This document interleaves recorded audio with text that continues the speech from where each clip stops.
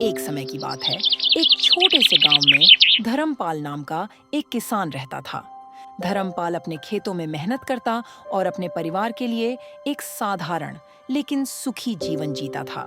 लेकिन धर्मपाल की एक खास बात थी। वह अपने खेत में लगे हर पेड़ पौधे को नाम देता था और उनसे बात करता था। धर्मपाल का मानना था कि पेड़ पौधों में भी जान होती है और वे उसकी मेहनत और प्यार को समझते हैं। गांव के लोग उसकी इस आदत का मजाक उड़ाते थे।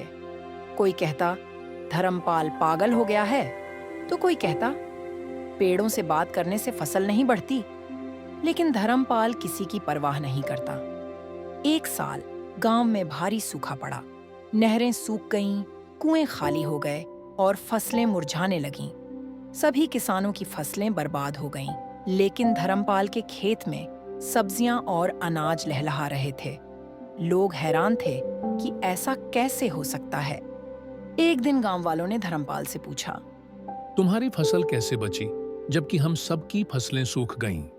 धर्मपाल मुस्कुराया और बोला, मैंने अपने पेड़ पौधों को हमेशा अपना परिवार माना है। मैं उनसे बात करता हूँ, उनका ख्याल रखता हूँ, और जब सूखा पड़ा तो मैंने अपनी छोटी सी बचत से पानी लाकर उन्हें दिया। बदले में उन्होंने मुझे उनकी मेहनत का फल दिया। गांव वालों को समझ आ गया कि धर्मपाल की बातों में गहराई थी। उन्होंने सीखा कि पेड़ पौधों से प्यार और देखभाल करने से ही असली उपज मिलती है। इसके बाद पूरा गांव धर्मपाल की तरह अपने खेतों और पेड़ों का ख्याल रखने लगा।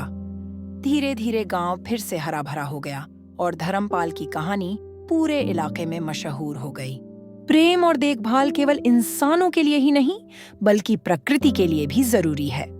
जो प्रकृति का सम्मान करता है, वह कभी संकट में अकेला नहीं रहता। एक छोटे से गांव में अर्जुन और मोहन नाम के दो दोस्त रहते थे।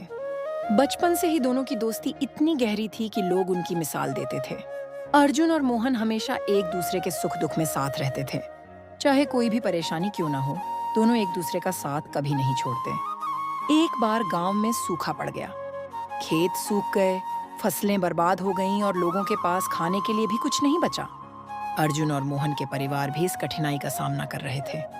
दोनों ने मिलकर किसी तरह अपने परिवार की जरूरतें पूरी करने का निश्चय किया और काम की तलाश में दूसरे गांव की ओर चल दिए। रास्ता लंबा और कठिन था। गर्मी के कारण धूप भी कड़ी थी और दोनों को भूख और प्यास से हालत खराब होने लगी। चलते चलते दोनों ने एक जंगल पार गया, जहां खाने पीने की चीजें ढूंढने का प्रयास किया, लेकिन कुछ भी नहीं मिला। तभी अचानक उन्हें एक पेड़ के नीचे एक झरना दिखा। दोनों ने झरने से पानी पिया और थोड़ी राहत महसूस की। आगे बढ़ने पर उन्हें एक बड़े पत्थर पर कुछ खाने का सामान रखा मिला। अर्जुन ने सोचा कि शायद कोई इसे यहाँ भूल गया है, लेकिन मोहन को लगा कि यह किसी की अमानत हो सकती है। इस पर दोनों में बहस होने लगी। अर्जुन ने कहा, इस समय हमारे पास कोई और विकल्प नहीं है, हमें इसे खा लेना चाहिए। मोहन ने कहा, नहीं अर्जुन, यह गलत है, हमें यह नहीं खाना चाहिए, किसी और का सामान छूना ठीक नहीं। बहस धीरे धीरे इतनी बढ़ गई कि दोनों गुस्से में एक दूसरे को बुरा भला कहने लगे। अर्जुन ने गुस्से में मोहन के गाल पर थप्पड़ मार दिया। मोहन को बहुत दुख हुआ, लेकिन उसने कुछ नहीं कहा। उसने चुपचाप जमीन पर एक लकड़ी से लिखा, आज मेरे सबसे अच्छे दोस्त ने मुझे थप्पड़ मारा। दोनों फिर से अपनी यात्रा पर निकल पड़े। थोड़ी दूर चलने के बाद उन्हें एक नदी मिली, जिसे पार करना आवश्यक था। नदी में पानी का बहाव तेज था। अर्जुन तैरना नहीं जानता था, लेकिन उसने मोहन से मदद मांगी। मोहन ने बिना समय गवाए अर्जुन की मदद की और उसे सुरक्षित नदी के उस पार पहुंचाया। नदी पार करने के बाद मोहन ने नदी के किनारे की मिट्टी पर लिखा, आज मेरे सबसे अच्छे दोस्त ने मेरी जान बचाई।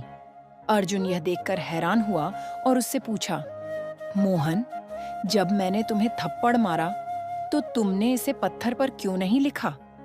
और जब मैंने तुम्हारी मदद की तो मिट्टी पर क्यों लिखा? मोहन ने मुस्कुराते हुए उत्तर दिया, जब कोई हमें दुख देता है तो हमें उसे रेत पर लिख देना चाहिए ताकि क्षमा की हवा उसे मिटा दे।